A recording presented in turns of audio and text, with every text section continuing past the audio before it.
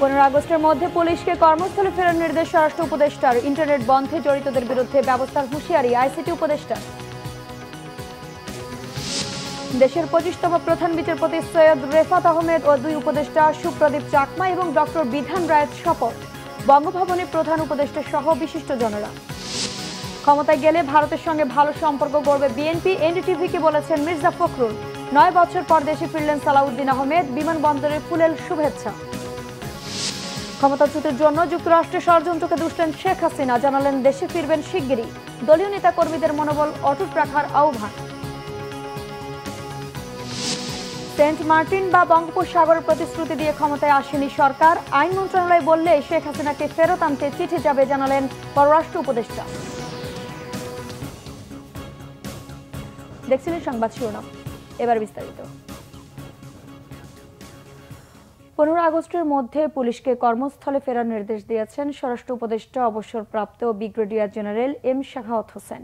তিনি বলেন, এ সময়ের মধ্যে কর্মস্থলে যোগ না দিলে তাকে চাকরি করতে অনিচ্ছুক বলে ধরে নেওয়া হবে। পুলিশকে রাজনৈতিক প্রভাবমুক্ত হয়ে পেশাদারিত্বের কাজে করার নির্দেশও দেন স্বরাষ্ট্র উপদেষ্টা। এদিকে স্বরাষ্ট্র উপদেষ্টার নির্দেশের পর রবিবারই কর্মবিরতির প্রত্যাহারের ঘোষণা দেওয়া হয়েছে পুলিশের পক্ষ থেকে। আরো জানাচ্ছেন জিয়া খান।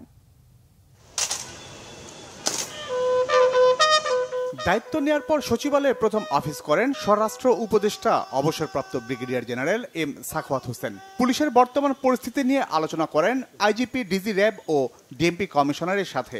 জনগণকে জানানো হয় পুলিশের গায়ে হাত না তোলার। পুলিশের যারা ফোর্স এখনো জয়েন করেনি তাদের জন্য লাস্ট তারিখ হচ্ছে বৃহস্পতিবার। আপনারা যদি বৃহস্পতিবার না আসেন আমরা ধরে নেব আপনারা চাকরিতে ইচ্ছুক নন, ডিউটিতে থাকবেন। যা হয়ে গেছে সেটা হয়তো কারোর গায়ে কেউ হাত দেবেন না। বিচার করার আমরা প্রক্রিয়াটা করব, বিচার বিভাগ বিচার করবে। এর আগে আহত পুলিশ সদস্যদের দেখতে রাজারবাগ কেন্দ্রীয় পুলিশ হাসপাতালে যান স্বরাষ্ট্র উপদেষ্টা। সাংবাদিকদের জানান, পুলিশকে সম্পূর্ণ রাজনৈতিক প্রভাব মুক্ত করা হবে, গ্রেফতার করা হবে জনগণের ওপর গুলি চালাতে বাধ্য করা হুকুমদাতাদের। পুলিশকে এই অস্ত্র দেওয়া ঠিক হয়নি, যারাই দিয়েছে এই কারণে দিয়েছে, এবং এটা যাতে ভবিষ্যতে না হয় আমি অত্যন্ত পরিষ্কার ভাষায় বলছি। রাজনীতিবিদরা আমাকে পছন্দ করুন না করুন, আই কুডন্ট কেয়ার লেস। এখন রাজনীতি করা এদেশে অনেক ডিফিকাল্ট হবে। পুলিশকে আপনি আর পুলিশ লাঠিয়াল বাহিনীর মতো পরিচালিত করতে পারবেন না।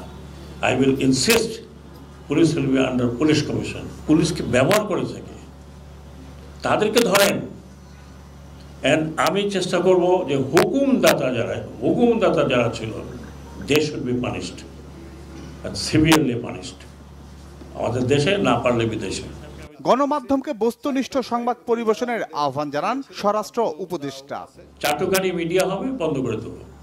অতীতে যা ছিল ঠিক আছে, ওটাকে আমরা কাউকে কোনোটা বন্ধ করতে অ্যাটলিস্ট আমি রেকমেন্ড করবো না। আমি তথ্য আমার কাছে নাই, বাট আই উইল ইনসিস্ট। আপনারা আমাকে জানেন যে আমি খুব একরক্ষা মানুষ। চাটুকারি করবেন, ক্লোজ দ্যাট মিডিয়া। সেটা আপনারা আন্তর্জাতিক হাউকাউ করেন, চিল্লাচিল্লি করেন, যা করেন, I will do that. আমি আপনাদেরকে প্রমিস করতেছি। আইজিপি মইনুল ইসলাম জানান, গেল কদিনে 42 জন পুলিশ সদস্য নিহত হয়েছেন। আহতের সংখ্যা 5 শতাধিক। টোটাল 42 জন পুলিশ সদস্য নিহত হয়েছে। জিয়া খান, বাংলা ভিশন, ঢাকা। এদিকে স্থানীয় সরকার, পল্লী উন্নয়ন ও সমবায় উপদেষ্টা হাসান আরিফ জানিয়েছেন, মানুষের হয়রানি কমানোর চেষ্টা করছে অন্তর্বর্তী সরকার। অর্থ ও পরিকল্পনা উপদেষ্টা সালেউদ্দিন আহমেদ বলেছেন, আর্থিক খাতে শৃঙ্খলা ফিরিয়ে আনা হবে। কেউ আইন ভাঙার চেষ্টা করলে নেওয়া হবে দ্রুত ব্যবস্থা। দেশে সুশাসন ও জবাবদিহিতা নিশ্চিতের অঙ্গীকার জানিয়েছেন পরিবেশ, বন ও জলবায়ু বিষয়ক উপদেষ্টা সৈয়দা রিজওয়ানা হাসান। উপদেষ্টাদের সচিবালয়ের প্রথম কার্যদিবস নিয়ে রুশান নাসরুল্লাহ রিপোর্ট। শপথ নেওয়ার পর রবিবার সচিবালয়ে অফিস করেন অন্তর্বর্তী সরকারের উপদেষ্টারা। নিজ মন্ত্রণালয়ের কর্মকর্তাদের সাথে কুশল বিনিময়ের পাশাপাশি বৈঠকও করেন। সরকারের কর্ম পরিকল্পনা ও অগ্রাধিকার নিয়ে সাংবাদিকদের কাছে নিজেদের মতামত জানান দায়িত্বপ্রাপ্ত উপদেষ্টারা। কর্মকর্তাদের বলছি, আপনার নিষ্ঠার সাথে মানুষের ইসের জন্য ইতিবাচক সব কাজ করবেন, কোনো কিছু ফেলে রাখবেন না, বাস্তবায়ন করবেন। আর স্বচ্ছতা জবাবদিহিতা রাখে। আমি বলি যে গভর্নর যদি নাও থাকে, ডেপুটি গভর্নর থাকে, বাংলাদেশ ব্যাংকের রুলস রেগুলেশন এগুলো আছে, পেমেন্ট সিস্টেমের জন্য গভর্নর দেখে পরে করবে ওরা। আমরা চেষ্টা করব মানুষের আস্থা এই প্রশাসনের উপর দ্রুত কিভাবে স্থাপন করা যায় সেটার জন্য এমন কিছু ইস্যুতে কাজ করা যেখানে মানুষ দৃশ্যমান কিছু ফল দেখতে পাবে। সকল ক্ষেত্রের জন্য সুশাসন, জবাবদিহিতা ও স্বচ্ছতা নিশ্চিত করার জন্য প্রশাসনিক কিছু ব্যবস্থা আমরা গ্রহণ করব। ভুলগুলো হয় যার কারণে মানুষের হয়রানি হয়, হয়রানি হওয়ার কারণে আলটিমেটলি সে তাকে হাইস্ট কোর্টে আসতে হয়, এইটা যতটা মিনিমাইজ করা যায়। এই পুরো সরকারটাই চ্যালেঞ্জ, পুরো সরকারের সামনে যে দেশের যে চলমান অবস্থা সেটা একটা চ্যালেঞ্জ। উপদেষ্টা পরিষদের কনিষ্ঠ 2 সদস্য বৈষম্য বিরোধী ছাত্র আন্দোলনে নেতৃত্ব দেওয়া নাহিদ ইসলাম ও আসিফ মাহমুদও কথা বলেন গণমাধ্যমের সাথে। নাহিদ ইসলাম জানান, কথায় কথায় ইন্টারনেট বন্ধ করা হবে না। দেখুন, ইন্টারনেট ব্যবহারটা কিন্তু এটা একটা ডিজিটাল রাইটসে পরিণত হয়েছে, এটা একটা মানবাধিকারের বিষয়। তো ইন্টারনেট বন্ধ বলেন বা সেটাকে সীমিত পর্যায়ে নিয়ে আসা, এই মানবাধিকার বিষয়টাকে মাথায় রেখেই করতে হবে, যাতে কারো মানবাধিকার লঙ্ঘিত না হয় এবং তথ্যের অবাধ প্রবাহ থাকে, যাতে সাংবাদিক সহ শুরু করে সবাই সেই সত্যটি জানতে পারে। তবে আমি আজকে চেষ্টা করব প্রথম দিনই যে গত আন্দোলনে যে ডিজিটাল ক্র্যাকডাউন আমরা বলেছি ইন্টারনেট বন্ধ করে, তার তদন্তের জন্য আজকে আমি ব্যবস্থা নেব যে কেন এই ঘটনাটি ঘটেছিল এবং কারা সেটার সাথে জড়িত ছিল। দেশের সার্বিক আইন শৃঙ্খলা পরিস্থিতি নিরাপদ করা এবং খাদ্যপণ্য ভেজাল মুক্ত করে ভবিষ্যৎ প্রজন্মকে রক্ষার কথা জানিয়েছেন উপদেষ্টারা। রিশান নাসরুল্লাহ, বাংলাভিশন, ঢাকা। দেশের 25তম প্রধান বিচারপতি হিসেবে শপথ নিয়েছেন সৈয়দ রেফাত আহমেদ। এছাড়াও শপথ নেন অন্তর্বর্তীকালীন সরকারের 2 উপদেষ্টা। দুপুরে বঙ্গভবনের রাষ্ট্রপতি মোহাম্মদ শাহাবুদ্দিন তাদের শপথ পড়িয়েছেন। অন্তর্বর্তীকালীন সরকার প্রধান উপদেষ্টা ডক্টর মোহাম্মদ ইউনুস উপস্থিত ছিলেন শপথ অনুষ্ঠানে। এদিকে আজই খুলছে সুপ্রিম কোর্ট। হাইকোর্টের 8 বেঞ্চ গঠন করেছেন প্রধান বিচারপতি। রিপোর্ট সৈয়দ আব্দুল মুহিতের। গণ অভ্যুত্থানের শহীদদের প্রতি শ্রদ্ধা জানিয়ে 1 মিনিট নীরবতার পালনের মাধ্যমে শুরু হয় বঙ্গভবনের প্রধান বিচারপতি ও অন্তর্বর্তীকালীন সরকারের 2 উপদেষ্টার শপথ অনুষ্ঠান। উপস্থিত ছিলেন অন্তর্বর্তীকালীন সরকারের প্রধান উপদেষ্টা ডক্টর মোহাম্মদ ইউনুস সহ উপদেষ্টারা। বাংলাদেশের প্রধান বিচারপতি নিযুক্ত হইয়া সশ্রদ্ধ চিত্তে শপথ করিতেছি যে শুরুতে নতুন প্রধান বিচারপতি সৈয়দ রেফাত আহমেদ শপথ নেন। রাষ্ট্রপতি মোহাম্মদ শাহাবুদ্দিন তাকে শপথ পাঠ করেন। এর মধ্য দিয়ে তিনি দেশের 25তম প্রধান বিচারপতির দায়িত্ব নিলেন। দেশ বরেণ্য আইনজীবী প্রয়াত ব্যারিস্টার সৈয়দ ইশতিয়াক আহমেদ ও জাতীয় অধ্যাপক সুফি আহমেদের সন্তান বর্তমান প্রধান বিচারপতি।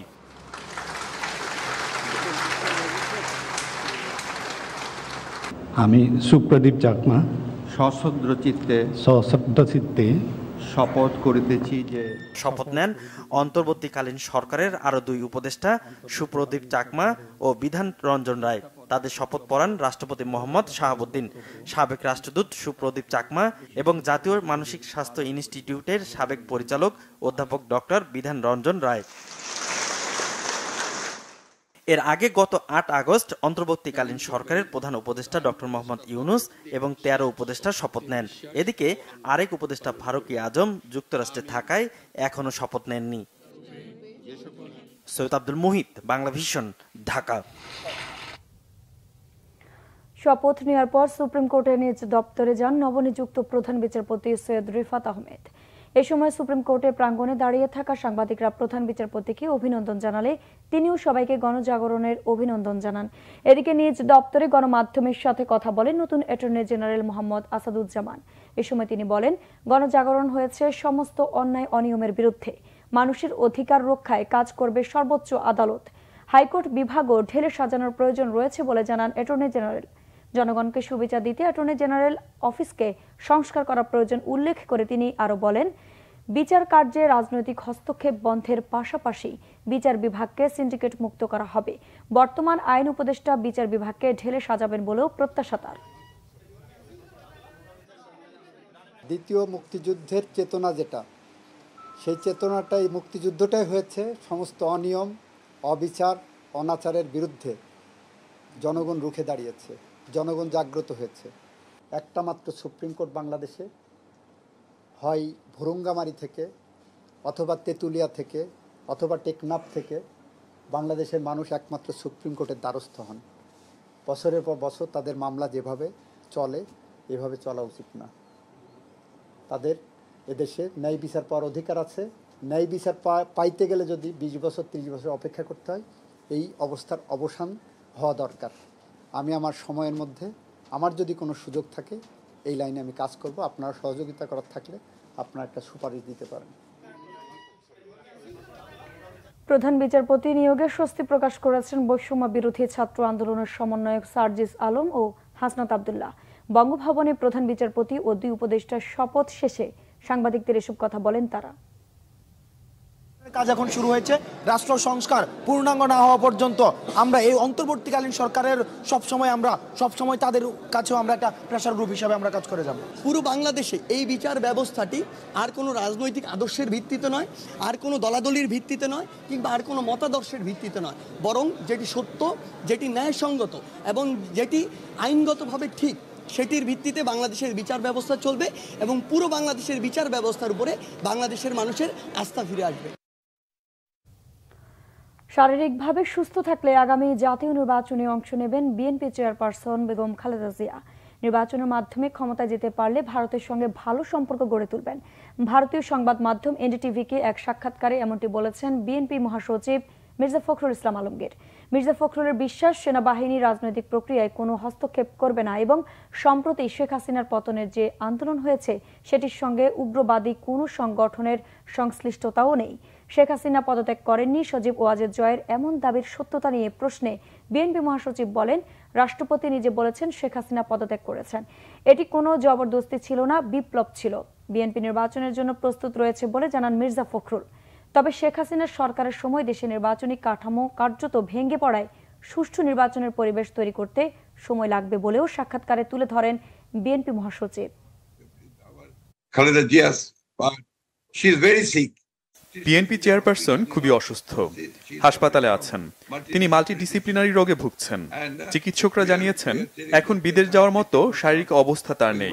তাকে দেশের বাইরে নিয়ে যাওয়ার জন্য আমাদের আরো কিছু সময় অপেক্ষা করতে হবে।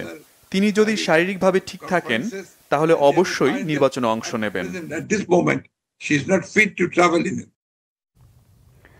দীর্ঘ 9 বছর পর ভারত থেকে দেশে ফিরলেন বিএনপি স্থায়ী কমিটির সদস্য সালাউদ্দিন আহমেদ। ট্রাভেল পাস নিয়ে নয়াদিল্লি থেকে বেলা 2টায় হযরত শাহজালাল আন্তর্জাতিক বিমানবন্দরে এসে পৌঁছেন তিনি। বিএনপি স্থায়ী কমিটির সদস্য সালাউদ্দিন আহমেদকে বরণ করে নিতে বিমানবন্দরে জড়ো হন হাজারো নেতাকর্মী। তিনি বিমানবন্দর থেকে বের হলে ফুলেল শুভেচ্ছা জানান বিএনপির নেতাকর্মীরা। এরপর রাজধানীর চন্দ্রিমা উদ্যানে দলের প্রতিষ্ঠাতা শহীদ রাষ্ট্রপতি জিয়াউর রহমানের মাজারে শ্রদ্ধা নিবেদন করেন সালাউদ্দিন আহমেদ। এই সময় শহীদ জিয়ার আত্মার মাগফিরাত কামনায় দোয়া ও মোনাজাত করা হয়। পরে সাংবাদিকদের সালাউদ্দিন আহমেদ বলেন, দেশে কর্তৃত্ববাদের কোনো জায়গা হবে না। ছাত্র জনতার নজিরবিহীন রক্তস্নান বিপ্লবের মাধ্যমে পাওয়া বিজয়কে অর্থবহ করতে হবে। দেশকে প্রকৃত গণতান্ত্রিক রাষ্ট্র হিসেবে উপহার দিতে হবে। অভ্যন্তরীণ ষড়যন্ত্র থেকে সবাইকে সজাগ থাকতে হবে। দেশে শৃঙ্খলা ফিরিয়ে আনতে হবে। দল মত নির্বিশেষে গণতন্ত্রের সুফল দেশের মানুষকে ভোগ করতে হবে। 2015 সালের 10 মার্চ রাজধানীর উত্তরা থেকে সালাউদ্দিন আহমেদ নিখোঁজ হন। 62 দিন পর 11 মে ভারতের মেঘালয়ের শ্রীরঙ্গে তাকে উদ্ধার করে স্থানীয় পুলিশ। মুক্ত স্বাধীন বাংলাদেশে আমি প্রায় 9 বছরেরও বেশি সময় নির্বাসন থেকে আপনাদের মাঝে আসতে পেরে মহান আল্লাহর দরবারে শুকরিয়া আদায় করছি। ছাত্র জনতাকে অভিনন্দন জানাই, যারা বুকের তাজা রক্ত দিয়ে বাংলাদেশের দ্বিতীয়বার স্বাধীনতা এনেছে, প্রকৃত স্বাধীনতা এনেছে এবং একটি বিজয় দিবস, নতুন বিজয় দিবস আমাদের উপহার দিয়েছে। এই স্বাধীনতাকে, এই বিজয় দিবসকে আমাদের অর্থবহ করতে হবে। এই দেশে সুষ্ঠু গণতান্ত্রিক কাঠামোগুলোকে আমরা সুন্দরভাবে সংস্কার করে একটি প্রকৃত গণতান্ত্রিক রাষ্ট্র হিসাবে এই দেশের জনগণকে উপহার দিতে হবে।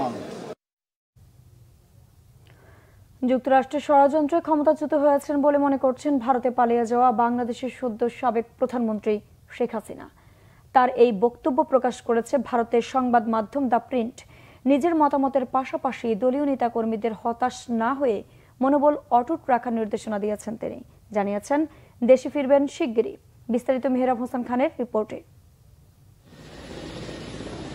দেশ ছেড়ে ভারতে আশ্রয় নেওয়ার পর থেকেই নীরবই ছিলেন সাবেক প্রধানমন্ত্রী শেখ হাসিনা। তার দলের নেতাকর্মীদের কেউ পালিয়ে গেছেন, কেউ আত্মগোপনে। দিশাহীন আওয়ামী লীগ নেতাকর্মীদের মনোবল ঠিক রাখতে নিয়মিত সাক্ষাৎকার আর বক্তব্য দিয়েছেন শেখ হাসিনা পুত্র সজীব ওয়াজেদ জয়। তার এক সময় দেয়া বক্তব্যে কর্মীদের সাহসের বদলে বাড়িয়েছে মনোপীড়া, ডালপালা মেলেছে নানা গুজব গুঞ্জনের। আমাদের নেতাকর্মীর উপর যেভাবে হামলা হচ্ছে, এই পরিস্থিতিতে আমরা হাল ছেড়ে দিতে পারি না। এমন ঘোলাটে এক পরিস্থিতিতে প্রায় এক সপ্তাহ নীরব থাকার পর মুখ খুলেছেন শেখ হাসিনা। ভারতের সংবাদ মাধ্যম দ্য প্রিন্টে তিনি ব্যাখ্যা করেছেন পদত্যাগের প্রেক্ষাপট। বলেছেন, যুক্তরাষ্ট্রের হাতে সেন্ট মার্টিন ও বঙ্গোপসাগর ছেড়ে দিলে ক্ষমতায় থাকতে পারতেন। এই ধরনের বিদেশি শক্তি যেন প্রভাব বিস্তার না করতে পারে, সেজন্য সদ্য গঠিত বাংলাদেশের অন্তর্বর্তী সরকারকে সতর্ক করেছেন তিনি। 7 জানুয়ারির জাতীয় নির্বাচনের আগে শেখ হাসিনা এক শ্বেতাঙ্গের কাছ থেকে একটি প্রস্তাব পাওয়ার দাবি করেন। 2023 সালের 21 জুন বলেছিলেন, প্রস্তাব মতো বিমান ঘাঁটি করার অনুমতি দিলে ক্ষমতায় থাকতে অসুবিধা নেই। নির্বাচন যখন সময় মতো হবে তখন হবে। পদত্যাগের কারণ ব্যাখ্যা করতে গিয়ে শেখ হাসিনা বলেছেন, ছাত্রদের প্রতিবাদ কর্মসূচিতে হামলায় লাশের মিছিল আর সহ্য করতে পারছিলেন না। তার দাবি, এই সিদ্ধান্ত না নিলে আরও লাশ পড়ত, সম্পদ ধ্বংস হতো। দলীয় নেতাকর্মীদের উদ্দেশ্যে দেয়া বার্তায় শিগগিরই দেশে ফেরার কথা জানিয়েছেন শেখ হাসিনা। দাবি করেন, নিজে হেরে বাংলাদেশের জনগণকে জিতিয়ে গেছেন। জনগণের সমর্থনে ক্ষমতায় থাকলেও তারা যখন চায়নি, তখন নিজে থেকে সরে যাবার দাবিও করেন তিনি। দেশে থাকা নেতাকর্মীদের মনোবল না হারানোর অভয় দিয়ে বলেছেন, আওয়ামী লীগ বারবারই উঠে দাঁড়িয়েছে। এদিকে ভারতে অবস্থানরত শেখ হাসিনার অন্য কোনো দেশে আশ্রয়ের ইতিবাচক সাড়া না মেলায় আপাতত সেখানেই থেকে যাওয়ার সিদ্ধান্ত নিয়েছেন। কেন্দ্রীয় সরকারের সূত্র উল্লেখ করে স্থানীয় সম্প্রচার মাধ্যম নিউজ 18-এ জানানো হয়েছে, ভারতে রাজনৈতিক আশ্রয় বা শরণার্থী হিসেবে থাকতে পারবেন না শেখ হাসিনা। তাকে থাকতে হবে ভিসার অনুমোদন প্রক্রিয়া মেনে। আপাতত তাকে নয়াদিল্লির কাছেই কোনো সেফ হাউসে রাখার ব্যবস্থা করেছে ভারত সরকার। Mehrab Hussain Khan, Bangla vision, news desk. Saint Martin বা বঙ্গোপসাগর কোনো দেশকে দেওয়ার অঙ্গীকার করে এই সরকার ক্ষমতায় আসেনি বলে জানিয়েছেন নবনিযুক্ত পররাষ্ট্র উপদেষ্টা তৌহিদ হোসেন। জানান, অন্তর্বর্তী সরকার যুক্তরাষ্ট্র, ভারত সহ সব দেশের সাথে সুসম্পর্ক থাকবে, কারো পক্ষের হবে না। আইন মন্ত্রণালয় বললেই শেখ হাসিনাকে ফেরত আনতে সরকার ভারতে চিঠি দেবে বলে জানান এই উপদেষ্টা। রিপোর্ট করছেন ইমরুল কায়েস। দায়িত্ব নেয়ার পর রবিবার প্রথম সংবাদ সম্মেলন করেন নবনিযুক্ত পররাষ্ট্র উপদেষ্টা তৌহিদ হোসেন। পররাষ্ট্র মন্ত্রণালয়ে আয়োজিত সংবাদ সম্মেলনে তিনি বলেন, দ্রুত স্থিতিশীলতা ফিরিয়ে আনাই অন্তর্বর্তী সরকারের প্রথম কাজ। এরপর সরকার একটি কর্মসূচি প্রণয়ন করবে জানিয়ে তিনি বলেন, প্রয়োজনীয় সংস্কার শেষে সরকার একটি নিরপেক্ষ, স্বচ্ছ ও সুষ্ঠু নির্বাচন আয়োজন করবে। তাই এখনই অন্তর্বর্তী সরকারের মেয়াদ কতদিন তা বলা যাবে না বলে জানান তিনি। বলেন, কোন দেশকে অঙ্গীকার করে দায়িত্ব নেননি তারা। বলতে পারি যে আমি এরকম কোনো অঙ্গীকার করিনি। আর আমার খুব সন্দেহ যে রাস্তার ছাত্ররা এই অঙ্গীকার করেছে গিয়ে আমেরিকার কাছে, খুবই আনলাইকলি। পররাষ্ট্র উপদেষ্টা কথা বলেন সাবেক প্রধানমন্ত্রী শেখ হাসিনাকে ফিরিয়ে আনার বিষয়েও। এটা আমার বিষয় না। আইন মন্ত্রণালয় যদি বলে যে তাকে ফিরিয়ে আনার জন্য চিঠি দেন, আমি দেবো। ফরেন সেক্রেটারি তখন একটা চিঠি পাঠিয়ে দেবেন। কাউন্সিলের মিটিংয়ে আমি যেটা জানতে পেরেছি সেটা হলো যে তিনি পদত্যাগ করেছেন এবং পদত্যাগপত্র রাষ্ট্রপতির কাছে আছে, এইটুকু তথ্য কনফার্ম করা হয়েছে। ক্যাবিনেট সচিবালয়ে খোঁজ করলে হয়তো জানতে পারবেন কালকে। কারণ এটা নর্মালি পদত্যাগপত্র গ্রহণের পর, অনুমোদন করার পরে এটা ফাইনাল কাস্টোডিয়ান হচ্ছে ক্যাবিনেট ডিভিশন। কোনো বিশেষ দেশের সাথে সম্পর্ক গড়বে না বলেও জানান তিনি। এই সরকারকে এভাবে যদি কেউ চিত্রিত করতে চায় যে কোনো এক দিকের, এটার কোনো মানে নেই। এই সরকার একেবারেই সবার সাথে ভালো সম্পর্ক রাখতে বদ্ধপরিকর। কারোর সাথেই আমরা খারাপ সম্পর্ক রাখতে চাই না। আমরা যেমন ভারতের সাথে সম্পর্ক ভালো রাখবো, চীনের সাথেও ভালো রাখবো, এটা আমরা করে আসছি, ব্যালেন্স এটা মেনটেন করে আসছি। আমরা মার্কিন যুক্তরাষ্ট্রের সাথে ভালো সম্পর্ক চাই এবং আমাদের অন্যান্য পার্টনার যারা আছে, আপনি পশ্চিম ইউরোপ বলেন বা দক্ষিণ পূর্ব এশিয়া বলেন, পূর্ব এশিয়া বলেন, আমরা সবার সাথে স্মুথ এবং ভালো সম্পর্ক রাখতে চাই। বাংলাদেশের মানুষ যেন ভাবে যে ভারত আমাদের অত্যন্ত ঘনিষ্ঠ বন্ধু।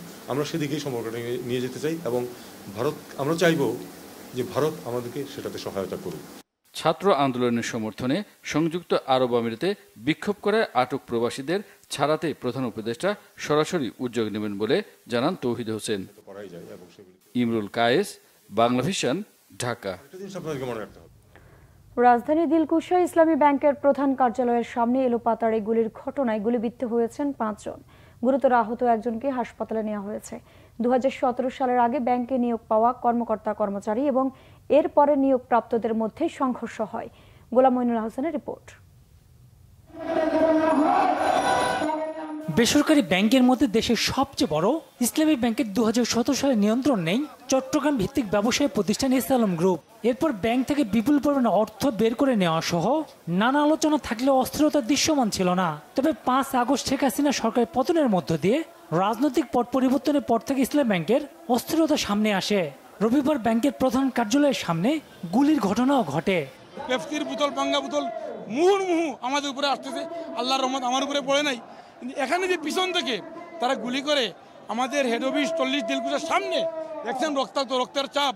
এখানে আমাদের 5 থেকে 6 জন ভাই উইন্ডেড হয়ে গেছে। পরিস্থিতিটা এতটাই ঘোলাটে হয়ে যে আমরা মনে করেছিলাম হয়তো আবার আমাদেরকে আক্রমণ করা হবে, এবং সেজন্য আমরা আসলে আশেপাশে যারা ব্রাঞ্চের এবং হেড অফিসের যারা আছে সবাই একত্রিত হয়ে নিচে নামি, এবং সেই অনুযায়ী আমরা এখানে মোটামুটি একটু মাইকিং করে যে আমাদের উপরে হামলা হয়েছে ভাইয়েরা, আমরা সবাই একসাথে দাঁড়াই। চর দখলের মতন চট্টগ্রাম ভিত্তিক এসআলম গ্রুপ দখল করে নিয়েছে। তারা নামে বেনামে কোটি কোটি টাকা লোপাট করে নিয়ে গেছে। সিসিটিভির ফুটেজ দেখে অপরাধী চিহ্নিত করার দাবি করেন ইসলামী ব্যাংকের কর্মকর্তা কর্মচারীরা। আমাদের এখানে অনেকগুলো সিসিটিভির ফুটেজ আছে। আমরা প্রশাসনের কাছে দাবি জানাবো, আপনারা অনতিবিলম্বে সিসিটিভির ফুটেজগুলো কালেক্ট করে দুষ্কৃতিকারীদেরকে আপনারা দৃষ্টান্তমূলক শাস্তির ব্যবস্থা করেন। এই ব্যাংক যারা ডাকাতি করছে, এই ব্যাংক যারা খালি করছে, এই দালাল দেশ যারা লুট করছে, এদের বিরুদ্ধে আমাদের আন্দোলন। ইসলামী ব্যাংকের চলতি হিসাবে ঘাটতি তৈরি হয়েছে। এখন কেন্দ্রীয় ব্যাংক থেকে বিশেষ ব্যবস্থায় ধার নিয়ে দৈনন্দিন কার্যক্রম স্বাভাবিক রেখেছে ব্যাংকটি। গোলাম মইনুল হাসান, বাংলা ভিশন, ঢাকা। বিএনপির আন্তর্জাতিক কমিটির সদস্য ইঞ্জিনিয়ার ইশরাক হোসেন বলেছেন, ছাত্র জনতার ঐতিহাসিক বিজয়কে প্রশ্নবিদ্ধ করতে একটি বিশেষ মহল পরিকল্পিতভাবে ষড়যন্ত্রে লিপ্ত আছে। রাষ্ট্রীয় সম্পদ ও উপাসনালয়গুলোতে হামলার অপচেষ্টা করে বিভিন্ন গুজব ছড়িয়ে রাজনৈতিক ও ধর্মীয় অনুভূতিতে আঘাতের চেষ্টা করছে দুর্বৃত্তরা। ইঞ্জিনিয়ার ইশরাক হোসেন বলেন, শেখ হাসিনার পতন হলেও তার দোসররা নানা রকম চক্রান্তে লিপ্ত রয়েছে। বিচ্ছিন্নভাবে ধর্মীয় উপাসনালয়গুলোতে নাশকতা সৃষ্টি করে সর্বসাধারণের গ্রহণযোগ্য ও বাংলাদেশের সবচেয়ে জনপ্রিয় দল বিএনপিকে দায়ী করার ষড়যন্ত্র চলছে। তিনি বলেন, জনগণকে সঙ্গে নিয়ে সব ধরনের নাশকতা প্রতিহত করতে বিএনপি প্রস্তুত রয়েছে। গোপীবাগে রামকৃষ্ণ মিশন পরিদর্শনে গিয়ে প্রধান অতিথিদের বক্তব্যে তিনি এসব কথা বলেন। ইশরাক হোসেন বলেন, গণতন্ত্রের জন্য দীর্ঘ সময়ের আন্দোলনে যে সফলতা এসেছে তার মর্যাদা ধরে রাখতে হবে। একটি সুষ্ঠু নির্বাচনের মাধ্যমে গণতান্ত্রিক সরকার প্রতিষ্ঠার জন্য সবাইকে ধৈর্য ধরতে হবে। এই সমস্ত যে স্থাপনা রয়েছে সেখানে একটা বিশৃঙ্খলা সৃষ্টি হওয়ার পরিস্থিতি বা ঝুঁকি তৈরি হয়েছিল। সেটিকে মাথায় রেখে আমাদের দল বাংলাদেশ জাতীয়তাবাদী দল বিএনপি আমাদেরকে নির্দেশ দিয়েছে যে আমরা যাতে এলাকা ভিত্তিক ভাগ হয়ে বিভিন্ন এই ধরনের যে গুরুত্বপূর্ণ স্থাপনা এবং ধর্মীয় উপাসনালয় রয়েছে সেখানে যাই, সেখানে পাহারার ব্যবস্থা করি। যুব ক্রীড়া উপদেষ্টা আসিফ মাহমুদ সজীব ভুঁইয়া জানিয়েছেন, পরিবর্তন করা হচ্ছে শেখ হাসিনা জাতীয় যুব ইনস্টিটিউটের নাম। দায়িত্ব গ্রহণের পর রবিবার সচিবালয়ে প্রথম আসিফ করেন যুব ও ক্রীড়া উপদেষ্টা। তিনি জানান, ইনস্টিটিউটের নতুন নাম হবে বাংলাদেশ জাতীয় যুব উন্নয়ন ইনস্টিটিউট। আইসিসির গাইডলাইন মেনে বিসিবির কার্যক্রম পরিচালনার কথা জানান আসিফ মাহমুদ। মনির হোসেন খানের রিপোর্ট। ডক্টর মোহাম্মদ ইউনূসের নেতৃত্বে 17 সদস্যের অন্তর্বর্তীকালীন সরকারে যুব ও ক্রীড়া মন্ত্রণালয়ের দায়িত্ব পেয়েছেন বৈষম্য বিরোধী ছাত্র আন্দোলনের অন্যতম সমন্বয়ক আসিফ মাহমুদ। রোববার প্রথমবার সচিবালয়ে অফিস করেন আসিফ। এ সময় তাকে বরণ করেন যুব ও ক্রীড়া মন্ত্রণালয়ের সচিব ডক্টর মহিউদ্দিন আহমেদ ও অন্যান্য কর্মকর্তারা। ক্রীড়া উপদেষ্টা গণমাধ্যমের মুখোমুখি হয়ে জানান, প্রথম দিনে 3টি বিষয়ে সিদ্ধান্ত নেওয়া হয়েছে, যার একটি জাতীয় যুব ইনস্টিটিউটের নাম পরিবর্তন। যুব ক্রীড়া মন্ত্রণালয়ের অধীনে শেখ হাসিনা জাতীয় যুব উন্নয়ন ইনস্টিটিউট আছে। আমরা এটার নাম পরিবর্তন করতে চাই, যেহেতু বাংলাদেশে একটা ম্যাসাকারের সাথে শেখ হাসিনার নাম জড়িত আছে এবং হাজার সহস্র ছাত্র জনতা মারা গিয়েছে। আমরা মনে করি তিনি এর সাথে সরাসরি যুক্ত এবং সেই জায়গা থেকে এটা শুধু আমাদের মন্ত্রণালয় না, প্রত্যেকটি স্থানে এটা করা হবে। তো শেখ হাসিনা জাতীয় যুব উন্নয়ন ইনস্টিটিউটের নামটা আমরা পরিবর্তন করে বাংলাদেশ জাতীয় যুব উন্নয়ন ইনস্টিটিউট করছি এবং এই বিষয়ে প্রসেস চলমান থাকবে। দেশে চলমান পরিস্থিতিতে বাংলাদেশ নারী টি-20 বিশ্বকাপ আয়োজন হুমকির মুখে পড়েছে। এ নিয়ে বিসিবির সঙ্গে আলোচনা করেছেন নতুন যুব ও ক্রীড়া উপদেষ্টা। সভাপতির মতো গুরুত্বপূর্ণ দায়িত্বে যিনি আছেন তিনি অনুপস্থিত আছেন, কিন্তু বিসিবি যেহেতু একটা অটোনমাস ফেডারেশন আইসিসির অধীনে, তো এই বিষয়ে আমরা সিদ্ধান্ত নিতে পারবো না। আমরা সাজেস্ট করেছি যারা বিসিবির ডাইরেক্টরস আছেন তারা এই বিষয়ে লিগ্যালি কিভাবে আইসিসির লিগ্যাল ফ্রেমওয়ার্কের মধ্য থেকে কিভাবে এই বিষয়টি সমাধান করা যায় এবং অন্তর্বর্তীকালীন সময়ের জন্য কাউকে নিয়োগ করা যায় কিনা। বিগত সরকারের সময়ে সবচেয়ে বেশি সমালোচিত ছিল কাজী সালাউদ্দিনের নেতৃত্বে বাংলাদেশ ফুটবল ফেডারেশন। আসিফ মাহমুদ সংস্কার চান পুরো সিস্টেমেরই। আমরা পুরো দেশকে ঢেলে সাজাতে চাই এবং সেটা আমরা আসলে ব্যক্তির জায়গা থেকে নয় যে একজন ব্যক্তিকে আমি পরিবর্তন করে দিলাম আর হয়ে গেল। আমরা সিস্টেমটাকে ঢেলে সাজাতে চাই। যুব ও ক্রীড়া উপদেষ্টা আরও জানান, যে কাজগুলো চলমান আছে সেগুলো যাতে দ্রুত শেষ করা যায় সেই বিষয়ে পদক্ষেপ নেওয়া হবে। মনির হোসেন খান, বাংলা ভিশন, ঢাকা। সংবাদ শেষ করব শিরোনামগুলো আরেকবার জানিয়ে। 15 আগস্টের মধ্যে পুলিশকে কর্মস্থলে ফেরার নির্দেশ স্বরাষ্ট্র উপদেষ্টার। ইন্টারনেট বন্ধে জড়িতদের বিরুদ্ধে ব্যবস্থার হুঁশিয়ারি আইসিটি উপদেষ্টা। দেশের 25তম প্রধান বিচারপতি সৈয়দ রেফাত আহমেদ ও 2 উপদেষ্টা সুপ্রদীপ চাকমা এবং ডক্টর বিধান রায়ের শপথ। বঙ্গভবনের প্রধান উপদেষ্টা সহ বিশিষ্টজনেরা। ক্ষমতায় গেলে ভারতের সঙ্গে ভালো সম্পর্ক গড়বে বিএনপি, এনডিটিভিকে বলেছেন মির্জা ফখরুল। 9 বছর পর দেশে ফিরলেন সালাউদ্দিন আহমেদ, বিমানবন্দরে ফুলেল শুভেচ্ছা। ক্ষমতাচ্যুতির জন্য যুক্তরাষ্ট্রকে ষড়যন্ত্রে দুষলেন শেখ হাসিনা, জানালেন দেশে ফিরবেন শিগগিরই। দলীয় নেতা কর্মীদের মনোবল অটুট রাখার আহ্বান। সেন্ট মার্টিন বা বঙ্গোপসাগরের প্রতিশ্রুতি দিয়ে ক্ষমতায় আসেনি সরকার। আইন মন্ত্রণালয় বললে শেখ হাসিনাকে ফেরত আনতে চিঠি যাবে, জানালেন পররাষ্ট্র উপদেষ্টা। ছিল এখনকার মতো, পরের সংবাদ সকাল 7:30টায় দেখার আমন্ত্রণ রইল। এছাড়া বাংলা ভিশন সংবাদ ও সংবাদ সংশ্লিষ্ট অনুষ্ঠান দেখতে ভিজিট করুন www.bvnews24.com ও facebook.com/banglavishnnews এবং সাবস্ক্রাইব করুন youtube.com/banglavishnnews। ধন্যবাদ।